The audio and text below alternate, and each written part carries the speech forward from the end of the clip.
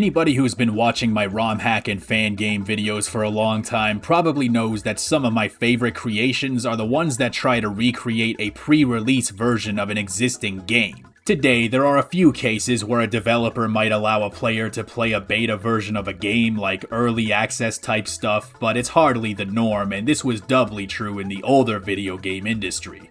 If you were lucky, you might have just happened to be a journalist at Space World who got to play 90 seconds of Mother 64 before the line has to move, and you might not even realize at the time that you just became one of the only people in history who will have ever had the privilege to play that game before it gets the can.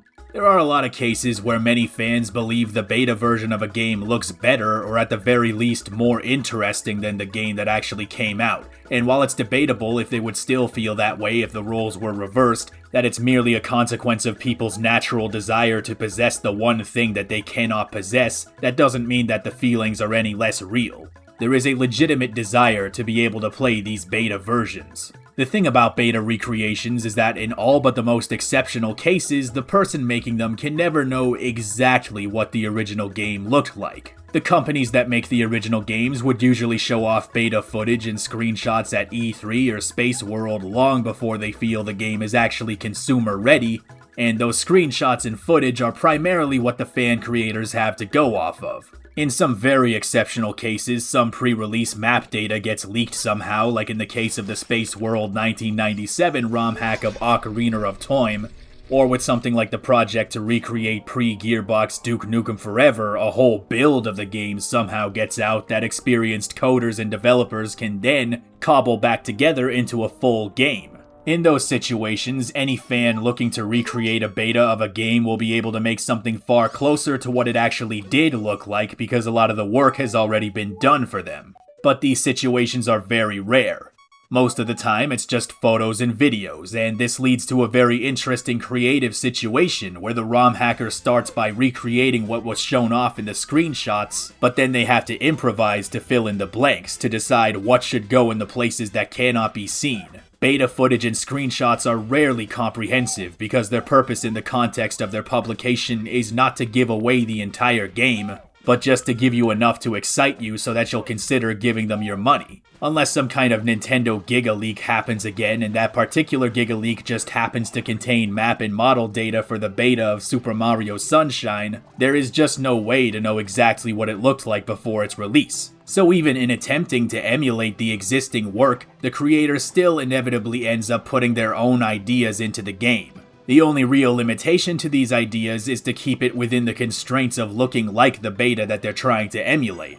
And if there's one game that a lot of people would be interested in doing that with, it would have to be Super Mario Sunshine, a game that is divisive in the Mario fan base for a number of reasons. But what makes Super Mario Sunshine 2001 unique is that even though it's obviously taking cues from the 2001 build that was shown off at Space World, Portable Productions isn't actually trying to just recreate the beta. If you can believe it, this ROM hack might be even more exciting than that.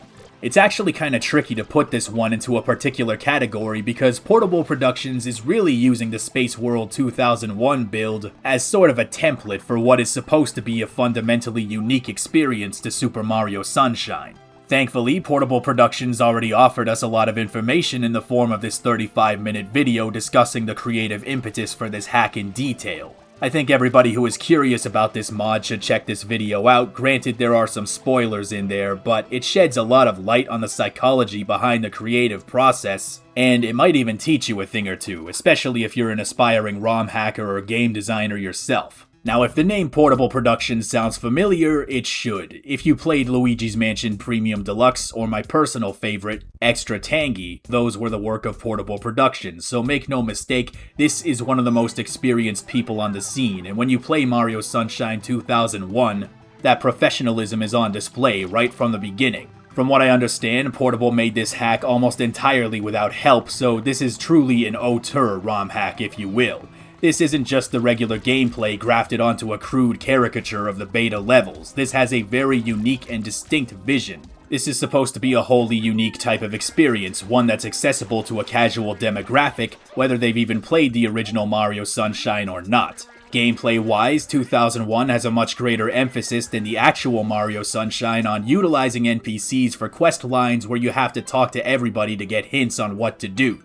The actual game has elements of this, but it's fairly limited, and supposedly Nintendo planned for it to be a much bigger part of the game. A plan that didn't quite pan out, whether due to the time constraints of its development or because they just didn't want to do it in the end. By expanding these elements in the game and even adding new NPCs that aren't there in any form in the final release, 2001 demonstrates that it's not merely trying to look like the pre-release game, but also play like it might have done as well. And I think it made for a pretty fresh experience. Another thing that kept it fresh was the level design and how Mario interacts with it. A design choice that took some minutes to get used to was the abandonment of the hover nozzle as a use anytime safety net. This forces you to engage with Mario's basic movement at a deeper level than you normally would, while the levels are more condensed to accommodate it. One of my favorite moments was in the first level. There was a shine on top of this fountain, which, let me just say, portable fucking cooked with this shine design. It looks incredible. I didn't have the hover nozzle, so I decided to try the backflip, a maneuver that exists in the base game that I've maybe had to use twice. I don't even think I can find footage of me using it. But in 2001, this was the perfect thing for the job. This little moment felt amazing.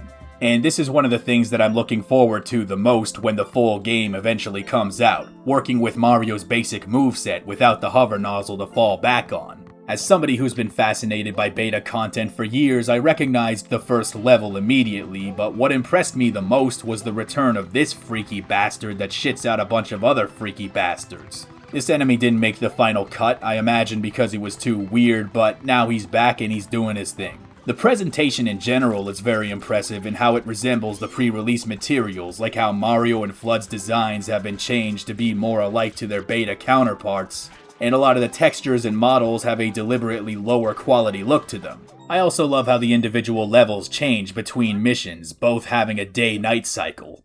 It still nevertheless feels like a tropical vacation, in some ways even more than the vanilla game. I love these television advertisements and also the cutscenes of Mario sleeping on the train in between levels. These little things add a lot of character and world building to this alternate take on Isle Delfino. Really, there are a lot of things going for this hack, and when it's eventually finished, I think it's fair to say that the end product will likely be one of the defining titles of Super Mario Sunshine ROM hacking, but for now, check out the demo. It'll run you about an hour, so there's no exorbitant time commitment, which cannot be said about tomorrow's game. Tomorrow's game won't be a beta recreation of any kind. A better word to associate with it would be alpha. It'll make sense when you see it. In any case, thank you for watching, and Merry Christmas, cousins!